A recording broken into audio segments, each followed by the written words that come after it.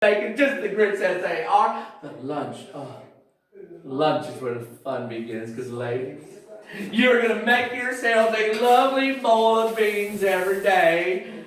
Man, stop staring at the beans like that. You look like you're about to just dive into this bowl.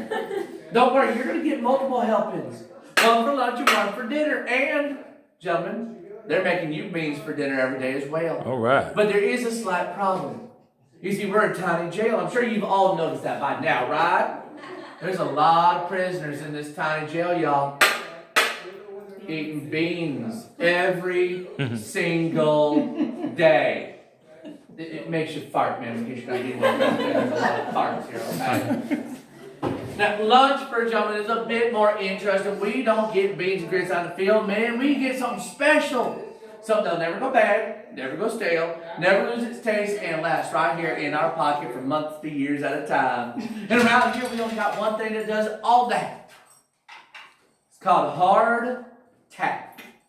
Now, this stuff's impressive. 3 ingredients make it.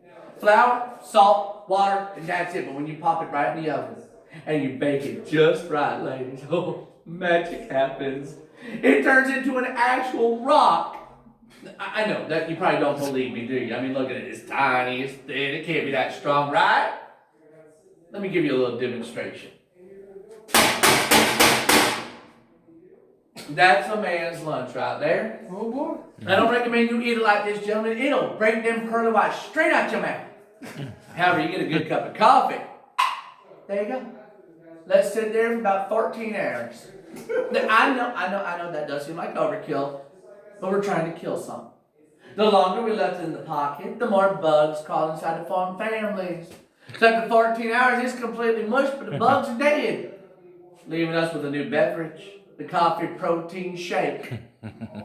Oh, gentlemen, you're going to drink that too once you realize that the bugs, they just happen to be the closest thing to meat you get to have in this jail for the next 3 to 5 years. I'm eating them So up. drink up and cheers to your good health. I hope you enjoy that. Now, ladies, there's only 2 ways to feed a man inside the jail, so you'll never see us face to face again. The hole in the wall right there called the bean hole, that's for maximum security. For the minimum fears and dumb way.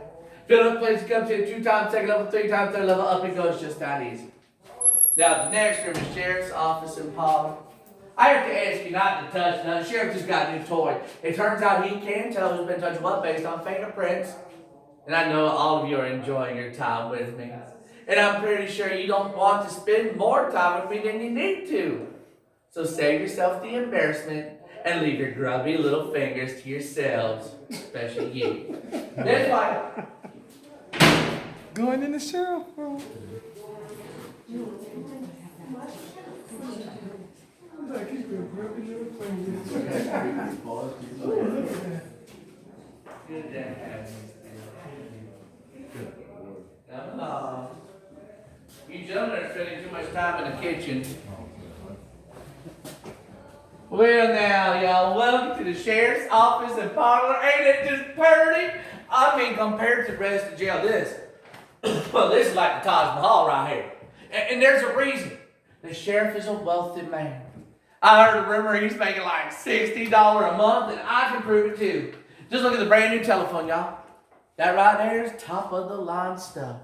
And one of only 17 all of St. Johns County, but the sheriff never bothered to make a call. Turns out, there's only one line running to every single phone. Which means every time somebody be making a call, every phone in the county has to ring together. All the sheriff got to do now is wait for the phone to ring, pick up the earpiece, hand on the mouthpiece. He's listening to the conversation right here. And when he hears stuff he don't like, well, that's simple. He just writes up an arrest warrant. Sends a deputy off to get a new parser, throw them into the jail, make it look like they're doing their job. But the sheriff, well, he didn't know what the deputies were truly doing. Turns out the deputies couldn't read the sheriff's handwriting. And they were scared to tell him for fear they might lose their job if they complained too often. So they took it upon themselves to fix this little issue by heading off into the street, picking up random innocent men, throwing them into the jail, making it look like they're doing their job. Once the sheriff discovered what was happening, he wasn't mad, but he wasn't happy. To him, it's just another thing to fix. So he bought a typewriter and it cleared it up real good, but the problem came when the sheriff realized one day the deputies are doing great.